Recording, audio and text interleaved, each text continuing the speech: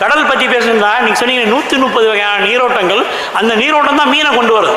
போன வருடம் என்னாச்சுன்னா காரைக்கால் பகுதியில் 1 கோடி ரூபாய்க்கு கத்தாழை மீன் வந்தது. பேப்பரில் செய்தி வந்து உடனே நாங்கள் ஃபோன் பண்ணி கேட்குறோம், அந்த கத்தாழை வந்தது எங்கேருந்து வந்தது? இந்தோனேஷியா பகுதியிலேருந்து வருது. நீங்கள் பார்த்தீங்களே சுனாமி, அந்த சுனாமி எங்கேருந்து வருது?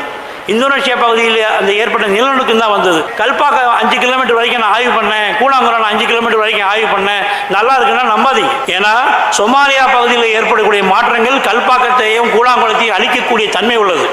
பர்மா பகுதி, தாய்லாந்து பகுதியிலேயே அதேமாதிரி சுமத்ரா பகுதியில் ஏற்படக்கூடிய மாற்றங்கள் சென்னை நகரத்தையே அழிக்கக்கூடிய தன்மை உள்ளது. சென்னையில் சுனாமி வந்தப்போ யார் காப்பாற்றினா? கவர்மெண்ட் காப்பாற்றுச்சா இல்லை மக்கள் காப்பாற்றினாங்களா? இந்த பாலா போன ஆறு, கெட்டு போய் வாழ்க்கையை தொடச்சிட்டு இருக்க இந்த ஆறு தான் காப்பாச்சு. உங்களுக்கு தெரியுங்களா, சென்னையில் சுனாமி வந்தப்போ இந்த ஆறு வழியாக கடல் வந்து பல்லாவரம் வரைக்கும் போச்சு.